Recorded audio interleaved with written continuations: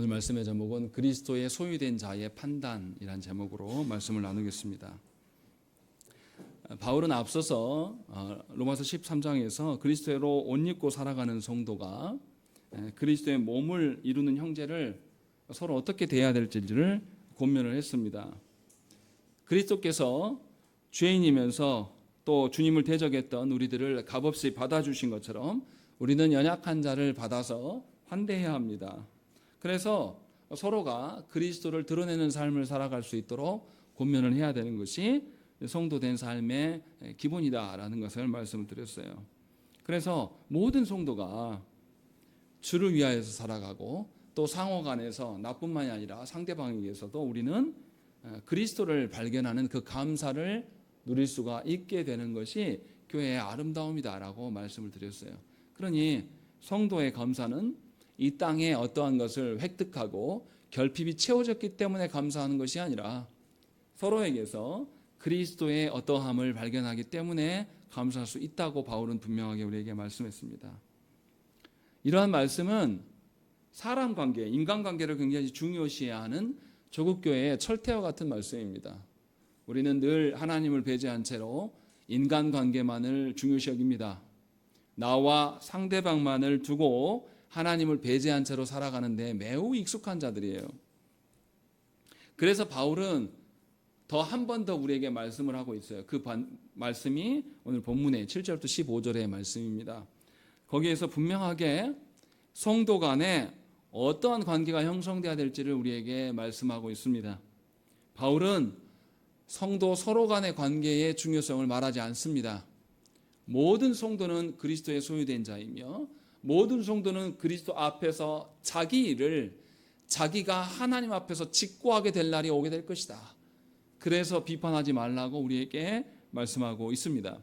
이 의미를 우리가 좀 더 깊게 살펴서 우리는 서로를 어떻게 대해야 되며 서로에게 무엇을 고면해야 될지를 잘 해야 된다는 것입니다. 우리가 앞에서 바울이 어떤 음식을 먹느냐 또 어떤 날을 중요시 여기느냐라는 것을 근거로 인하여서 무엇을 먹든지 어떤 날을 중요시 여기든지 간에 다 누구를 위해서 하라고 하셨습니까? 주를 위해서 하라고 말씀하셨어요. 그래서 인생의 목적이 내가 아니라 주님이 됨을 우리에게 말씀하고 있습니다. 성도의 그 고민은 인생의 목적과 방법이 나이냐 주님이냐라는 것에 대한 계속 씨름이 있어야 된다는 것입니다. 그런데 어떤 분들은 아예 나이냐 주님이냐라는 씨름 자체를 하지 않는 경우가 많아요. 언제나 자신이기 때문에 자신을 포기할 줄 모르고 하나님의 일들을 오히려 쉽게 포기하는 경향이 우리 안에 아주 강하게 있습니다. 그러나 바울은 분명하게 우리에게 말씀하고 있는 거예요. 네 자신을 포기하고 네가 주님의 소유임을 기억하라 라는 것을 우리에게 말씀하고 있어요. 그런데 바울이 그렇게만 말하는 것이 아니에요. 더 충격적인 이야기를 합니다. 7절 말씀으로 읽겠습니다. 시작.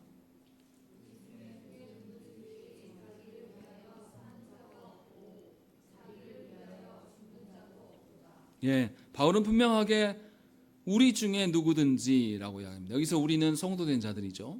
그러니까 정리하면 성도는 자기를 위하여서 사는 자도 없고 자기를 위하여 죽는 자도 없다라고 이야기하는 것입니다. 분명하게 주님의 소유된 영역을 살아있을 때뿐만 아니라 죽었을 때도 다 주님의 소유된 자들이다라는 것을 말씀하고 있어요. 그러니까 우리의 생각보다 영역을 넓히는 것이죠. 우리는 우리가 살아있는 동안에도 온전하게 우리 자신의 전부를 하나님께 드리는데 매우 인색합니다. 그래서 한국교회에서 늘 논쟁이 되는 게 뭡니까? 그 하찮은 11조로 논쟁을 하는 거예요. 우리 자신을 절대 드리고 싶지 않거든요. 그런데 10분의 1도 드리기 싫어요. 그래서 11조로 해야 되냐 말아야 되냐라는, 하나님 보실 때 얼마나 기가 막히겠습니까? 하나님 앞에 고스란히 10분의 1, 11조로 한 사람이 나 할 거 다 했어 라고 말하면서 생색을 내는 이 말도 안 되는 꼬락선이에요. 이것이 조국교회의 형편입니다. 얼마나 시궁창 같습니까? 하나님께서 우리를 창조하시고 구원하셨음에도 불구하고 우리의 전부를 하나님의 소유로 인정하는 사람이 거의 없습니다. 그래서 11조가 신앙의 어떤 좋은 신앙의 근간인 것처럼 헛소리들을 하는 것이 우리의 형편입니다. 그러나 바울은 분명하게 이야기를 해요. 우리는 사나 죽으나 다 주의 소유다 라는 거. 우리 8절 말씀을 읽겠습니다. 시작.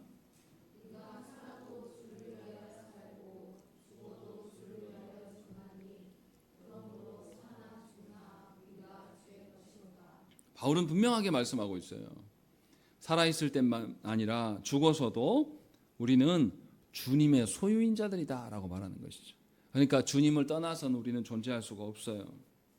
그러면 주께서 말씀하시는 우리가 주님의 소유된다는 의미가 무엇일까요? 이 의미를 우리는 좀 깊이 생각을 해봐야 됩니다. 성도가 주님께 속해 있다라고 말하면 그래서 우리가 주님을 뭐라고 부릅니까? 주님이라고 부르는 거죠. 예수님을 나의 주인님이라고 부르는 거죠. 우리는 뭡니까? 종이에요, 종. 그러면 종이 자기의 인생의 목적이나 자기의 인생의 시간이나 방향이나 방법들을 종이 결정합니까? 그런 종은 없어요. 주인이 그 종의 모든 인생을 결정합니다. 설계해요. 주인이 그 종의 인생을 계획하지 않으면 계획이 없는 겁니다. 아무리 본인이 이렇게 하고 싶어도, 아무리 내 처지가 지금 몸이 아프고 뭐 어떻더라도 주인이 부르면 나가야 되는 것이 종의 입장이에요. 이것이 지금 하나님께서 우리에게 말씀하시는 것입니다. 제가 왜 이렇게까지 설명을 하냐면 우리의 태도가 어떠한지를 보라는 거예요. 우리는 성도된 자들입니다. 그런데도 인생의 계획을 누가 세우려고 합니까? 우리 각자가 세우려고 합니다. 우리는 얼마나 교만하냐면 인생의 계획을 우리 부모라 할지라도 내 형제라 할지라도 내 인생의 계획에 대해서 핀잔하고 개입하는 것에 대해서 극도로 싫어하는 자들이에요. 왜냐하면 엄청난 교만함이 있기 때문에. 그런데 우리가 그 인생의 계획을 세운다고 해서 그 계획이 실행이 됩니까? 실행하지도 못하거든요. 그런데 우리는 인생에 막 계획을 세우고 계획 세우는 일을 굉장히 좋아해요. 계획을 세우면서 여러 번 실패해 본 사람들은 계획을 어떻게 세우겠습니까? 빽빽하게 세우지 않아요. 이거 끝나고 나면 다음 이거, 다음 이거. 기계적으로 그렇게 됩니까? 되지 않거든요. 몇 번의 실패를 거듭하면 인생의 큰 것들만 대략 세우는 방식으로 바뀝니다. 그런데 거기서 인생을 더 살아보면 어떻습니까? 이것조차 되지 않는 것을 깨달아요.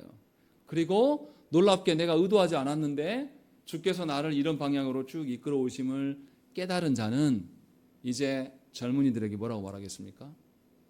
하나님 앞에서 물어라. 나 하나님께 안 묻고 내 마음대로 살았더니 하나님께서 이렇게 삥삥삥삥 돌려서 결국은 이렇게 끌어오시더라 라는 이런 말을 많이 한다는 거죠. 거기에서 다 드러나는 겁니다. 성도의 인생의 계획과 목적과 방향은 성도 스스로가 세우는 것이 아니에요. 하나님께서 세우시고, 그래서 우리는 하나님께 나의 인생에 대해서 하나님께 물어야 돼요. 그런데 하나님께 묻는 것을 매우 어리석은 일로 치부하는 것이 우리 시대의 정신입니다. 하나님께 묻고 하나님 앞에서 살아가는 것은 굉장히 미련한 것인 양 취급을 해요. 왜 그렇게 하냐면 이미 부모된 우리들이 그렇게 자녀들을 가르쳐 놨거든요. 그래서 자녀들이 자기 멋대로 하는 것, 사실은 그 자녀들이 자기 인생을 세우기 위해서, 자기 인생의 계획들을 이뤄가기 위해서 인내하며 참고 그것에 대해서 희생할 수 있는 그런 아이들은 아니거든요. 그렇게 살아오지도 않았는데도 불구하고 할 수 있을 것처럼, 그래 네 인생 네 마음대로 살아라, 결혼도 불편하면 충분히 놀다가 늦게 해, 아니 안 해도 돼 라고 말하는 것이 우리 시대의 부모들이에요. 그러나 성경은 분명히 이야기를 합니다. 하나님께 속한 것이다, 하나님의 손에 있다 라고 우리에게 말씀하고 있어요. 우리가 믿든지 믿지 않든지 간에 인생의 목적은 주님이시다, 하나님께서 정하신 질서이기에 누구도 바꿀 수 없다라고 성경은 말씀합니다. 그렇기 때문에 모든 성도는 하나님을 목적으로 인하여서 살아갈 때에 참으로 복된 것이 무엇인지를 발견하게 되는 것입니다. 주님이 아닌 다른 목적으로 살아가는 자는 늘 하나님을 속이며 살아가야 돼요. 그렇기 때문에 그의 삶은 더 분주해집니다. 하나님도 어느 정도 의무방어해야 되고 자기의 목적도 또 이뤄가야 되거든요. 그러니까 교회 나와서도 어떻게 하냐면 하나님 앞에서 안 그러면서도 그런 척하고 있는 거예요. 이게 얼마나 고달픈 신앙생활입니까? 이게 얼마나 우스운 인생입니까? 그런데 우리가 이렇게 산다라는 것이죠. 왜 그렇습니까? 궁극적으로 하나님을 우리의 인생의 목적과 기준으로 삼지 않기 때문이다라고 말씀하고 있어요. 그래서 우리는 어떻습니까? 하나님께서 말씀하신 것을 존중하면서 그대로 살려고 하는 사람은 별로 없어요. 다 사람이 구성해 놓은 어떤 것들을 붙잡고 그 일에 몰두하며 힘쓰고 살아갑니다. 사람들 안에서 인정받으려고 하고 사람들끼리 말하는 가치를 그것을 우선순위 여기면서 살아간다는 것이죠. 그런데 인생을 살아보면 어떻습니까? 정말로 그 시대에 유행했던 것이 그 사람에게 행복이 됩니까? 저 대학 갈 때는 전자공학이 굉장히 유행했던 시대예요. 제가 그래서 전자공학과 나왔습니다. 근데 살아보니까 이 전자공학은 허망한 거예요. 1년 반만 있으면 새로운 기술이 나옵니다. 그러니까 계속 배우지 않으면 직장생활 할 수가 없어요. 아무 의미 없는 지식이 되어버려요. 2년만 지나면은 다 필요 없는 거예요. 생각을 해보세요. 90년대 여러분들 기억나는지 모르는데 5.2인치 디스크 썼어요. 못 보신 분도 있어요, 여기는. 그리고 그것도 좀 지나니까 어떻게 됩니까? 너무 용량이 작아서 폐기했어요. 그리고 조그만한 디스크. 더 지나니까 어떻습니까? CD가 나오고 이제 CD도 필요 없고 USB가 나오고 이제는 USB도 필요 없어요. 클라우드에 다 저장합니다. 아니 제가 죽지도 않았는데 이렇게 바뀌어버렸단 말이에요. 그것이 산업이었고 그것이 한때는 잘 나가는 것이었어요. 시대에 유행했던 거란 말이죠. 그런데 그것이 나를 지키지 않아요. 허망한 일임을 깨닫습니다. 불과 몇 년 전 이야기인데 이제는 필요 없는 일이 되는 거예요. 이게 사람이 하는 일이란 말이에요. 그런데 우리는 부단히 그 일을 몰두하면서 살아갑니다. 그 일을 아는 것을 누구보다 조금 더 첨단 기기를 알면 굉장히 스스로 흐뭇해하면서 사람들 앞에서 잘난 척을 하는 겁니다. 기가 막힌 거죠. 그거 몰라도 살거든요. 그런데 우리는 그것을 근간으로 살아갑니다. 아빠는 이것도 몰라? 최신 노래인데 그거 알아서 뭐 할 거예요? 그런데 이것이 우리의 죄된 본성이라고 말하는 거예요. 계속해서 사탄은 뭐 하냐면 우리가 하나님께 붙들려 있다는 것을 잊게 만드는 거예요. 계속 사람의 일들을 만드는 겁니다. 그래서 그거에 함몰되게 만듭니다. 그러나 분명하게 주님은 이렇게 말씀하셨어요. 마태복음 10장 39절 말씀에 자기 목숨을 얻는 자는 잃을 것이요 나를 위하여 자기 목숨을 잃는 자는 얻으리라 라고 분명히 말씀하십니다. 예수 그리스도로 인하여서 자기의 인생을 갈아넣는 사람은 하나님께서 그를 살리시겠다라고 말씀하시는 거예요. 그런데 우리는 늘 어떻습니까? 내 목숨 내가 지키려고 부단히 발버둥을 칩니다. 내 목숨 누구한테 밟히지 않으려고 애를 쓰면서 그 쓸데없는 몸부림에 대해서 우리는 지나치게 강조하면서 살아갑니다. 그러나 분명히 주님은 우리의 상상하는 방식과 전혀 다른 방식을 말씀하고 계셔요. 너는 내게 속한 것이기 때문에 나로 인하여서 네가 산다. 주님을 위하여서 사는 자가 정말로 살 수 있다 라고 주님은 우리에게 말씀하고 있는 거예요. 그런데 우리는 내 것을 지키려고 더 많은 것을 소유하려고 소유하게 되면 내가 나를 지킬 수 있을 것처럼 생각을 하는 거예요. 그런데 어떻습니까? 우리가 더 많은 것을 소유하면 소유할수록 우리 주변에 누가 붙습니까? 사기꾼들이 들러붙어요. 그 사기꾼이 친인척이 될 수도 있습니다. 형제가 될 수도 있어요. 그래서 세상에는 어떤 일이 벌어집니까? 돈 많은 사람들이 집안에서 뭘로 분쟁해요? 재산 분할권에서 법정에 가고 서로가 원수가 되고 서로 심지어는 어떤 겁니까? 누구 사람 시켜서 저 사람 죽여달라고 자기 형제인데도 그런 일들을 보게 되는 것이죠. 그러니까 세상은 자기 손으로 자기가 지키는 것이 굉장히 현명한 것처럼 말합니다. 그러나 성경은 반대로 이야기해요. 우리 모두는 주께 속한 것이다. 심지어 어느 때도 죽은 이후에도 우리는 주께 속한 존재다라고 우리에게 말씀하고 있는 거예요. 이것이 주께 속한다는 의미예요. 두 번째는 뭐냐면 우리가 주께 속해 있기 때문에 우리의 안위를 누가 지키시겠습니까? 주께서 지키시는 거예요. 우리에게 맡겨두시지 않고 주께서 우리를 지키신단 말이에요. 그러니까 성도의 안위, 성도의 참된 안식은 성도 자신에게서 발견할 수가 없어요. 우리의 참된 안식은 하나님으로부터 오는 것입니다. 그래서 성도가 참된 복락을 누리기 위해서는 삼위 하나님을 의지해야 되는 것입니다. 삼위 하나님을 알고 삼위 하나님께서 우리를 어떤 방식으로 이루어가시는가를 잘 알아야 돼요. 이것을 지금 바울이 우리에게 말씀하고 있는 것입니다. 바울이 고면한 것의 특이점은 뭐냐면 사는 것만이 아니라 죽는 것도 주께 속한 것이다라고 말한다는 점입니다. 성도는 이 땅에서의 삶만이 아니라 죽은 이후에 하나님 나라의 삶에서도 하나님의 어떠하심 속에 존재하는 자들이에요. 다시 말하면 성도는 궁극적으로 하나님 나라를 위해서 사는 존재들이란 말이에요. 그러니까 쉽게 말하면 이런 겁니다.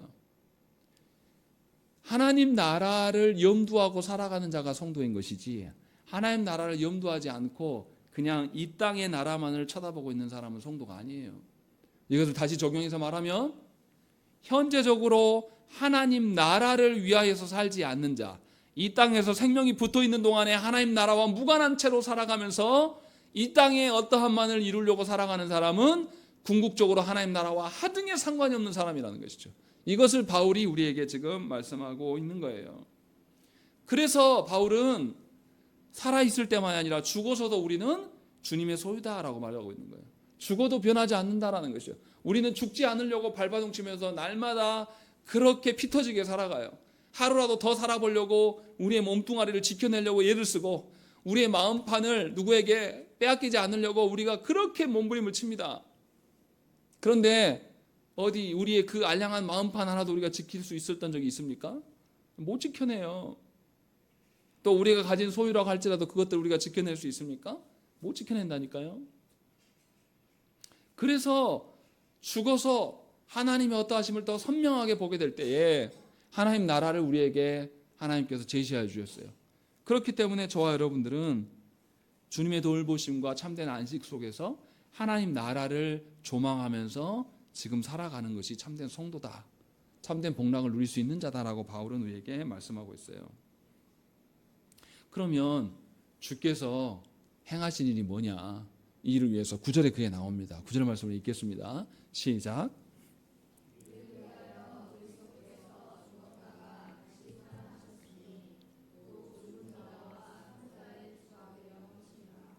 예, 우리가 주님의 소유된 것은 그냥 된 것이 아니에요.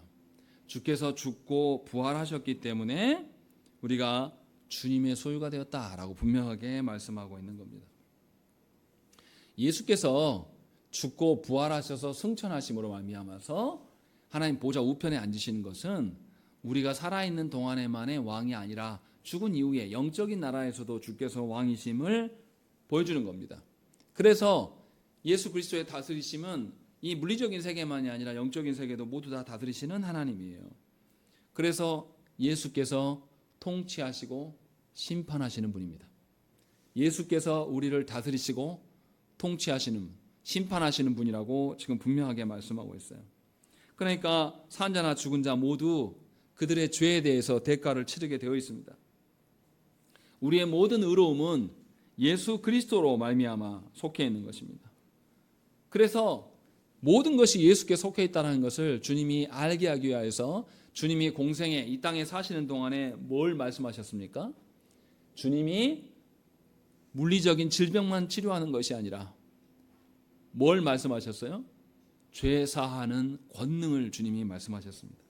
누가복음 5장 21절 말씀에 서기관과 바리새인들이 생각하여 이르되 이 신성모독하는 자가 누구냐?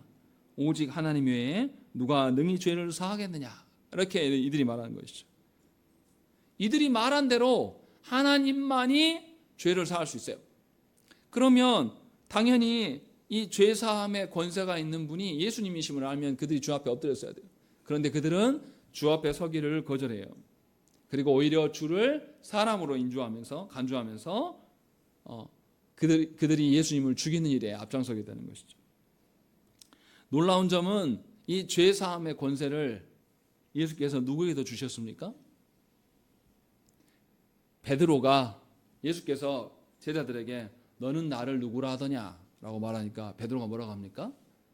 주는 그리스도시요 살아계신 하나님의 아들입니다 라고 이렇게 고백을 해요. 이 고백이 굉장히 큽니다. 예수께서 하나님의 아들 되신다라고 말하는 것은 예수께 죄의 권세가 있으시다, 죄사함의 권세가 있으시다라는 것을 인정하는 거예요. 그러자 예수께서 뭐라고 하시냐면 이 반석 위에 내 교회를 세우겠다. 그리고 그 교회에 무슨 권세를 주겠다? 천국문을 닫기도 하고 열기도 하는 그 천국 열쇠를 주겠다라고 주님이 말씀하신다는 거예요. 그 천국 열쇠가 무엇입니까? 우리가 실제로 교회가 너 구원받았어, 구원받지 못해서 이런 권세가 있다는 소리입니까? 아니에요. 복음 대신 예수 그리스도의 그 말씀 대신 예수 그리스도를 우리에게 주심으로 말미암아 교회가 복음을 전파하도록 하나님 하신 거예요. 그래서 복음이 전파되는 그곳에서 죄사함의 그 권세가 드러나는 것이고 예수를 믿는 자들로 말미암아 천국의 어떠함이 성도들 가운데 드러나게 하실 것을 말씀하셨다는 것입니다. 그래서 하나님께서 예수 그리스도께서 죄사함의 권세를 복음으로 말미암아 교회된 우리들에게도 위탁하셔서 우리가 예수 그리스도의 어떠함을 세상에 증거해야 될 그런 책무가 우리에게 있는 것이죠. 통치자이시면서 동시에 심판주이신 그 예수 그리스도께서 복음의 어떠함을 우리 교회된 자들에게 맡기시고 우리에게가 복음을 전할 때에 놀랍게 그 안에서 죄사함의 권능이 드러나게 될 것을 주님이 약속해 주신 것이죠. 그래서 교회가 말씀을 복음을 계속 증거하고 드러냄으로 말미암아서 말씀 앞에 회개하는 자들을 경험함으로 주께서 모든 통치의 권한을 가지신 분이다라는 것을 보게 되는 거예요.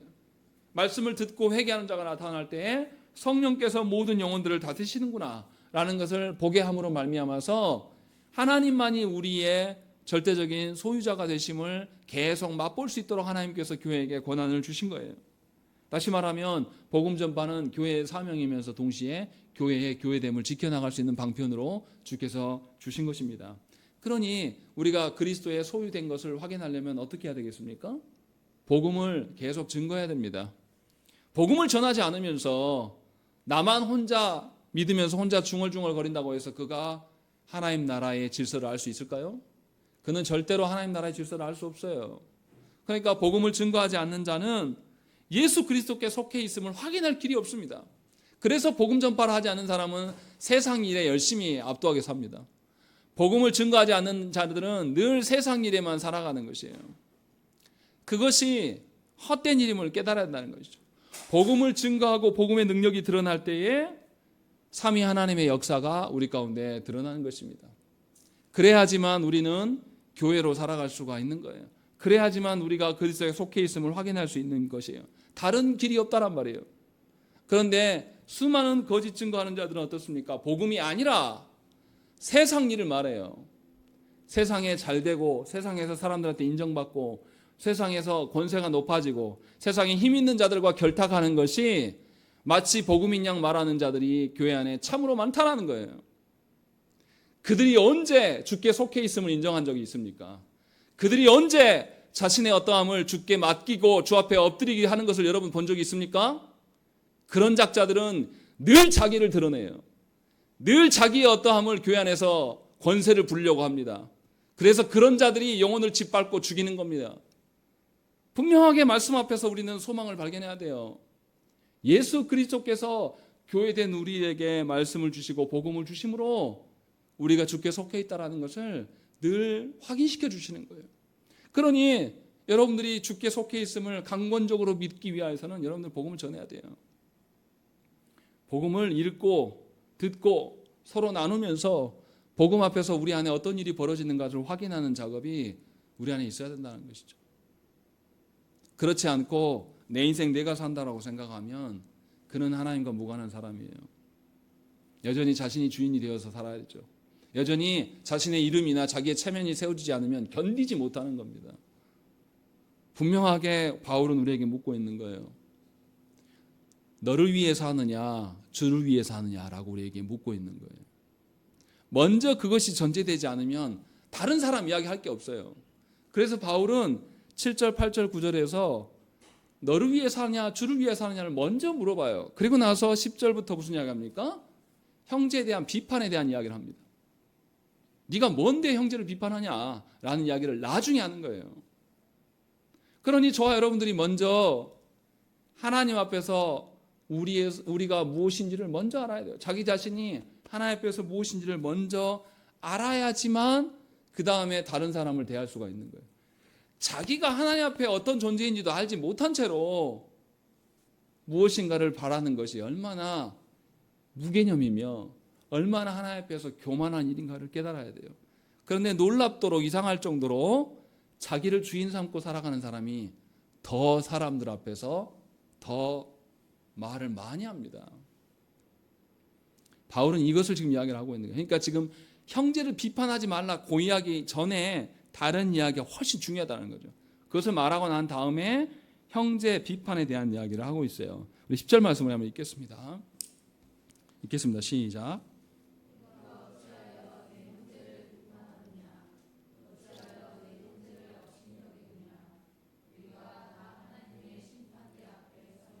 예, 바울이 분명하게 하나님의 심판에 대한 이야기를 합니다. 하나님의 심판은 우리가 살아있는 동안에 아닙니까? 죽은 이후에 합니까? 물론 살아있는 동안에도 하나님 하시긴 하시죠. 그러나 확연하게 드러나는 것은 죽음 이후에 우리가 다 하나님의 심판 앞에 서게 될 거예요. 그런데 이 하나님의 심판과 형제의 비판이 어떤 관계가 있을까요? 바울이 이것을 엮어서 설명합니다. 먼저 우리가 생각해야 될 게 장래에 있을 하나님의 심판을 근거로 오늘 살아가라고 지금 말씀하고 있는 거예요. 하나님의 심판은 장래에 있는 일이지만 그 심판의 근거를 우리는 언제 만듭니까? 지금 만들어요. 그래서 우리 모두는 하나님의 심판 앞에 서게 될 것들을 현재적으로 염두하면서 살아가야 돼요. 그렇지 않고 그것은 나중 일이야, 그것은 나중에 하면 돼 라고 살아가는 사람은 반드시 하나님의 심판을 견디지 못할 것입니다. 그것을 지금 분명히 이야기를 하고 있어요. 그래서 성도는 늘 종말론적인 태도로 갖고 살아가야 돼요. 우리가 언젠가는 다 주 앞에 서게 될 것이다. 주 앞에 서게 될 것들을 오늘부터 염두하면서 살아가야 돼요. 내가 정말로 주님의 소유된 자가 맞는 것인지 이것을 확인하라는 것이죠. 그런데 우리는 어떻습니까? 하나님의 판단보다도 누구의 판단을 더 존중합니까? 나의 판단. 우리는 아주 교만해서 우리 스스로가 굉장히 어리석음에도 불구하고 우리는 우리의 각자의 판단을 가장 존중합니다. 놀라운 것은 뭐냐면요, 아직 인생이 무엇인지도 모르는 꼬맹이들부터 자기 자신의 판단을 굉장히 존중합니다. 그래서 자기 판단을 부모라도 형제라도 그 자기의 판단을 가로막으면 그 꼬맹이가 화를 냅니까? 안 냅니까? 화내요. 안 되면 울고 막 뒹굴기도 합니다. 이것이 인간이에요.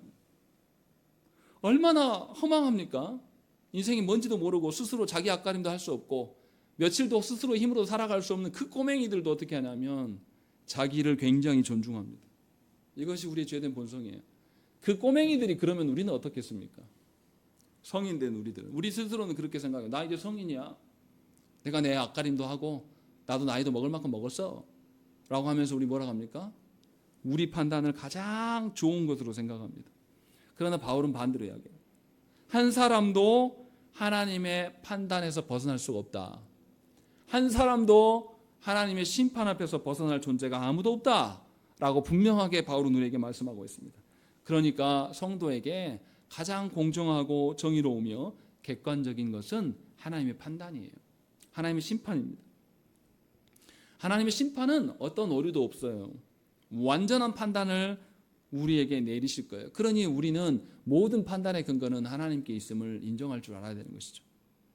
그래서 바울은 모든 사람이 하나님의 심판을 받게 될 것들을 말씀하고 있어요. 그 근거로 11절과 12절에 말씀하고 있어요. 11절 말씀은 이사야서 45장 23절 말씀을 인용한 것입니다. 우리 한번 11절의 말씀을 읽겠습니다. 시작.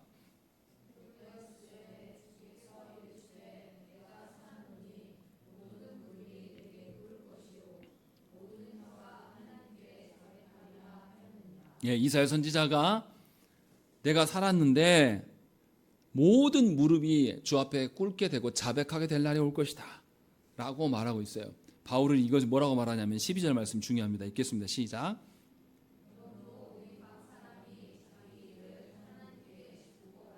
뭐라고 말하는 거죠? 각 사람이 하나님께 자기 일을 직고할 것이다 라고 말하는 거예요. 바울의 표현을 잘 보세요. 내가 무엇인가를 말하면 누군가의 변호사의 입을 통해서 하나님께 가겠다 이 뜻이 아니에요. 너희 각자가 너희 일을 하나님 앞에 직고하고 실토할 날이 올 거다라고 이야기하는 것이에요. 그러면 내가 내 자녀들을 위하여서 대신 말해줄 수 있습니까? 없어요. 그런 거 없어요. 내가 내 형제, 내 부모의 어떠함을 하나님께 대신 말해준다고 해서 그게 해결이 됩니까? 아니라니까요. 하나님의 심판대 앞에 섰을 때는 여러분 덜렁 혼자 쓸 거예요. 하나님과 당신밖에 없어요. 그래서 이사야서에서 하나님께서 유다에게 뭐라고 말합니까? 너는 이렇게 하는데 나는 이렇게 할 것이다. 나는 이렇고 너는 이렇다 라고 하면서 계속 나와 너 나와 너 나와 너를 계속 강조하면서 말씀하시는 거예요. 왜 나와 너가 아닌 제3자 이방 나라들을 쳐다보면서 아수르의 군대를 보면서 살 것을 기대하고 애굽의 군대를 보면서 너희가 살 것들을 희망하고 있냐? 그거 보지 말고 내 앞에서 너를 발견해라 라고 하나님 계속 말씀하신단 말이에요. 우리에게도 지금 똑같이 말씀하시는 거예요. 우리 각 사람이 하나님의 판단을 받으실 것인데 누구도 변호해 줄 수 없다. 하나님께만 각자가 직고하게 될 날이 올 것이다. 지금 바울은 이야기를 하고 있는 거예요. 이 말이 뭡니까? 하나님만이 모든 심판의 기준인데 누가 나서서 하나님 앞에서 누구는 뭐가 어쨌대요? 누구는 뭐가 어쨌대요? 이렇게 말할 수 있겠냐 이 말이에요. 우리 그런 말 좋아하지 않습니까? 타인에 대해서 평가하는 거 우리가 얼마나 빠릅니까? 타인에 대해서 무엇이 어쩌고 저쩌고 그 사람의 신앙이 어쩌고 그 사람의 삶이 어쩌고 그는 뭐가 어쩌고 이거 판단하는 거요. 우리가 말만 안 하지 머릿속으로는 툭툭툭 돌아갑니다. 딱 그 사람 보면 바로 판단해요. 우리 모두 다 이것에 익숙한 자들입니다. 그런데 그 판단이 옳습니까? 우리의 판단은 뭐로만 판단해요? 주로 보여주는 것으로 판단해요. 그래서 놀라울 정도로 잘 꾸미고 나가면요 그 사람이 누군지 잘 모릅니다. 그리고 없는 소리, 그 사람에게 듣기 좋은 소리 막 해대면요 우리의 판단은 굉장히 오류가 많아서 자기가 정말 잘난 줄 알아요. 아주 막 흥에 젖어서 막 헛소리를 합니다. 누가 이거 잘합니까? 사기꾼들이요. 그렇게 와서 여러분들 기분 딱 맞춰준 다음에 보험 하나 들어주지 하고 내면 우리 어쩔 수 없이 해주거든요. 우리의 판단이 정말로 현명합니까? 우리의 판단이 정말 믿을 만한 것입니까? 그렇지 않다라고 이야기를 하는 거예요. 그런데도 우리는 늘 다른 사람의 평가에 대해서 굉장히 민감합니다. 그리고 다른 사람 평가하는 일에 굉장히 좋아해요. 그런데 분명히 우리는 오류가 많은 존재들입니다. 누구를 평가할 수가 없어요. 바울은 그 이야기를 하고 있는 거예요. 또 반대로 어떻습니까? 우리는 우리 스스로에 대한 평가도 굉장히 빠른 사람들입니다. 그런데 그 평가가 정말로 온당합니까? 우리는 굉장히 어리석어서 하나님 앞에서 나를 평가할 줄 몰라요. 우리는 어떤 식으로 평가합니까? 제가 시골에서 다닐 때는, 시골에 학교 다닐 때는 공부를 안 했어도 1등을 계속했어요. 왜냐하면 몇 명 안 됐거든요.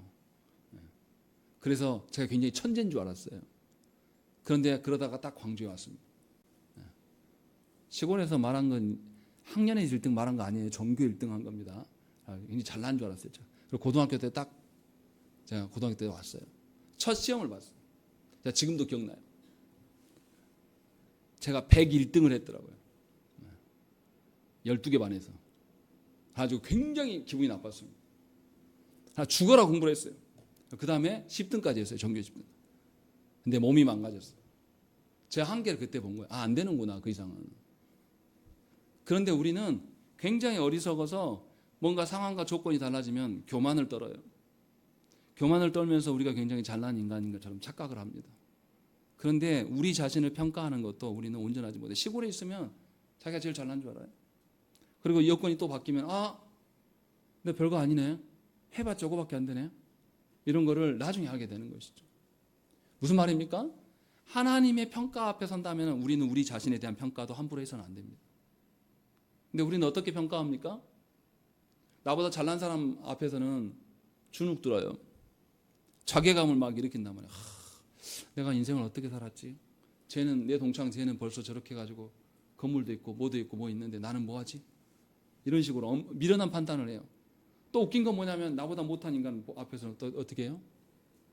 위로받아요. 아이고 그래도 우리 교회는 그래도 예배를 드릴 수 있는데 저기는 아무도 없잖아. 이런 자기 자신의 미련한 판단이 우리를 지배한 경우가 많습니다. 굉장히 편향된 것이고 굉장히 어리석은 판단이에요.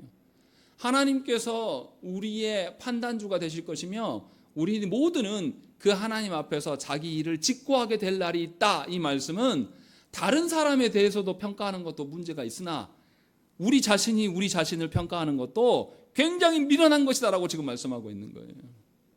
그런데 우리는 스스로 이러한 일을 벌입니다. 큰 자 앞에서는 비굴하고 또 약한 자 앞에서는 교만한 것이 우리의 판단이에요. 우리 자신에 대한 평가예요. 얼마나 이게 어리석은지 바울은 지금 말하고 있는 겁니다. 고린도전서 4장 3절 말씀에 너희에게나 다른 사람에게나 판단받는 것이 내게는 매우 작은 일이라 나도 나를 판단하지 아니하노니 라고 말씀하고 있는 거예요. 이게 바울이 교만해서 이 말을 한 겁니까? 아니에요. 바울은 나는 다른 사람도 판단하지 않으려고 하고 내 자신도 판단하지 않으려고 한다. 왜? 나와 다른 사람의 판단은 누가 하시니까? 하나님이 하실 거거든요. 그래서 다른 사람이 나에게 대한 평가를 들어도 별로 신경 쓰지 않아요. 어차피 그 평가가, 그 판단이 옳은 겁니까? 옳지 않은 겁니까? 문제가 많은 거거든요. 세상을 살다 보면 나를 좋아하는 사람이 많습니까? 나를 싫어하는 사람이 많습니까? 나를 모르는 사람이 더 많아요. 좋든 싫든 다 필요 없고 쟤 뭐야? 쟤 누구야? 하고 무관심한 사람이 압도적으로 많아요. 그런데 우리는 어처구니가 없게도 나를 좋아하는 사람 그 소수, 극소수 몇 명 만나면 어떻게 우리? 우쭐거립니다. 헤헤거리고. 그리고 나를 좋아하지 않는 사람에는요 무관심한 사람 또 진짜 싫어하는 사람 포함이에요. 그럼 좋아하지 않는 사람이 압도적으로 많잖아요. 무관심한 사람까지. 또 그 사람들 앞에서는 내가 뭐지? 이것이 굉장히 미련한 방식이라고 하는 거예요. 바울이 그래서 나도 나를 판단하지 않는다라고 말씀하고 있는 거예요. 왜냐하면 하나님께서 우리 모두의 판단주가 되실 것이기 때문에. 그러니 그 9절의 말씀의 의미가 10절의 말씀의 의미 10절부터 12절의 말씀의 의미가 무엇인지를 저와 여러분들이 잘 알아야 돼요. 아무리 사소한 것이나 아무리 어떠한 것도 우리는 하나님께 물어야 된다는 것입니다. 하나님의 판단으로 그것을 바라보지 않으면 바르게 설 수가 없어요. 늘 오류투성인 삶을 살아갈 수밖에 없다는 것입니다. 그리고 나서 이제 그럼 13절부터 13절 머리 하나 읽겠습니다. 시작.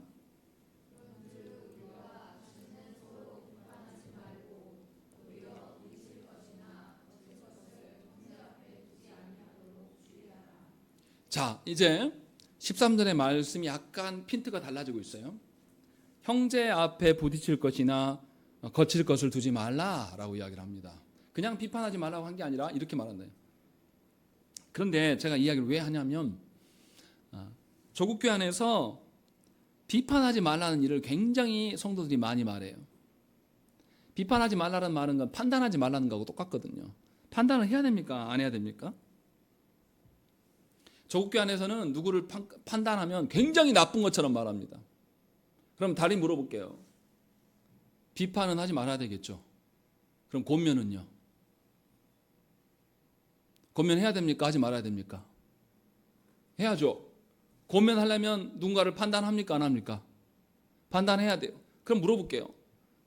비판과 권면의 차이가 뭡니까? 비판과 권면의 차이가 뭐예요? 비판은 하지 말라 그러고 권면은 하라 그러고 둘 다 판단이 다 들어갑니다. 비판하는 것도 판단이 들어가고요. 권면하는 것도 전제가 판단이 돼야 돼요. 어떤 차이가 있을까요? 우리는 누구든지 비판하든지 권면하든지 먼저 누군가를 판단을 합니다. 그리고 나서 비판을 하든지 권면하든지 해요. 그럼 교회 안에서 판단하지 말라는 소리가 아니에요. 비판하지 말라는 소리가. 착각하시면 안 된단 말이에요.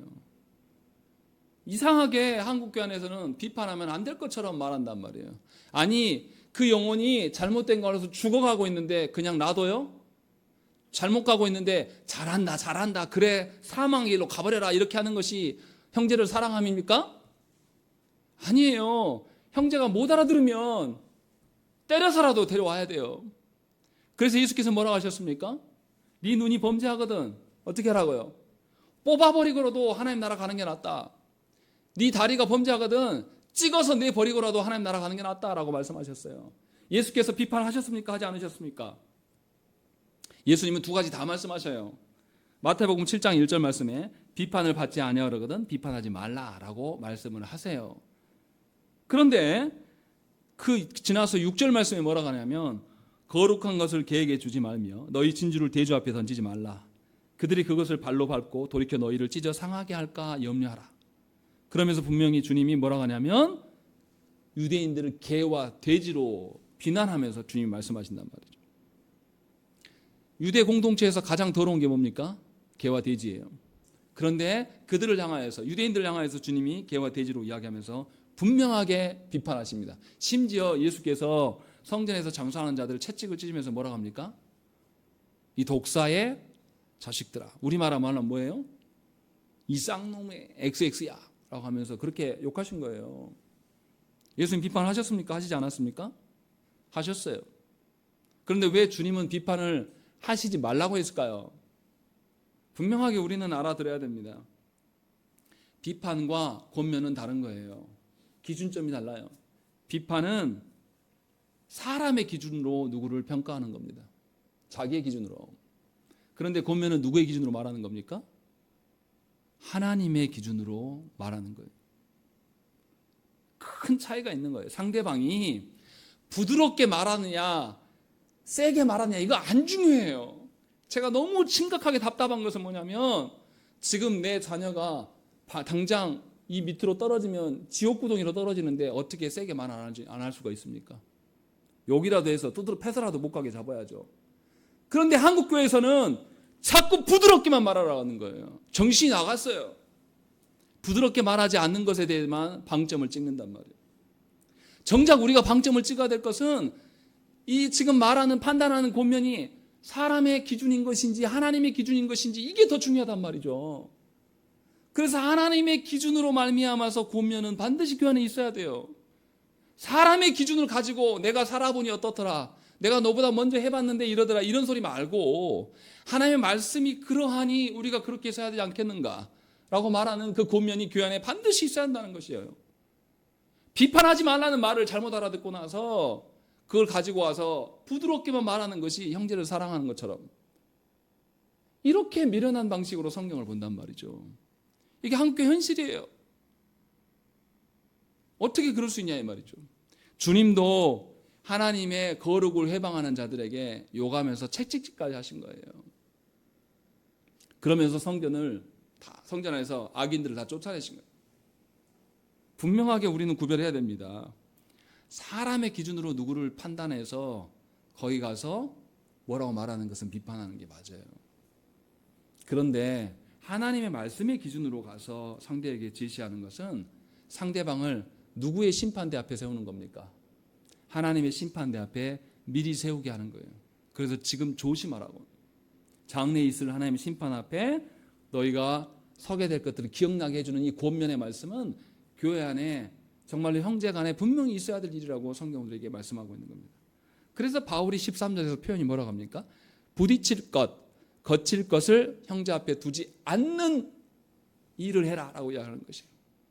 하나님의 말씀의 기준이 여러분들을 부딪히게 하고 넘어지게 합니까? 하나님의 말씀 앞에서 넘어지는 자들은 누굽니까? 하나님의 말씀을 지키려고 하는 자입니까? 지키지 않으려고 하는 자입니까? 지키지 않으려고 하는 자들은 하나님의 말씀이 장애가 된다고 말해요.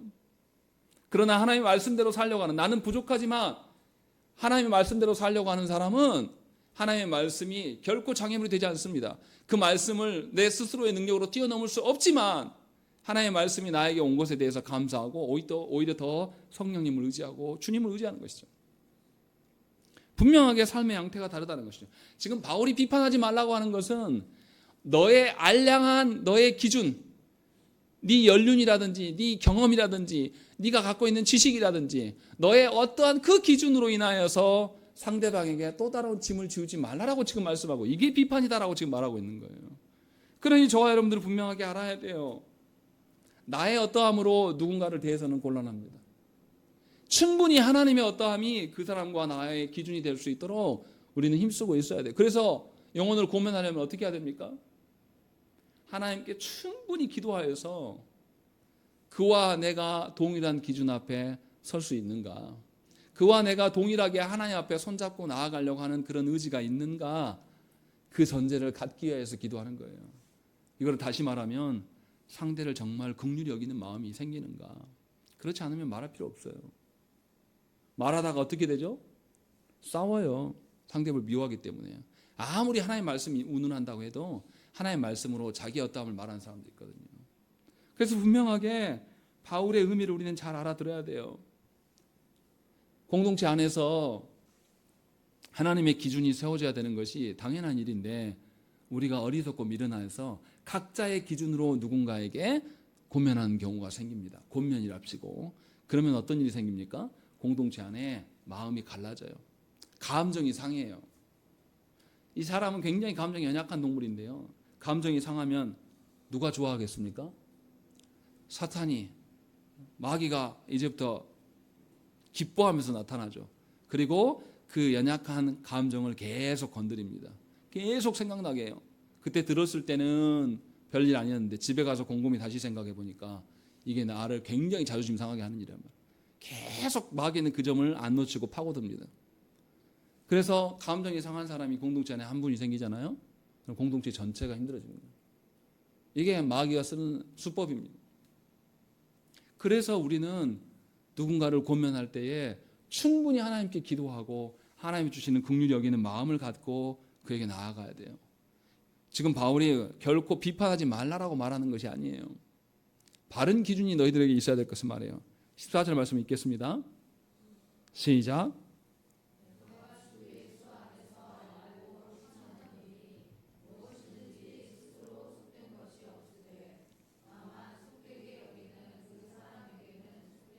예, 바울이 분명하게 이야기하는 거죠. 사람의 기준은 무엇인가가 나쁘고 좋고 자기 딴에는 이야기를 하는데 그 나쁘고 좋고 말한 그 사람에게만 걸리는 문제이지 하나님 앞에서는 의미 없다라는 이야기를 하는 거예요. 그리고 15절에 뭐라고 합니까?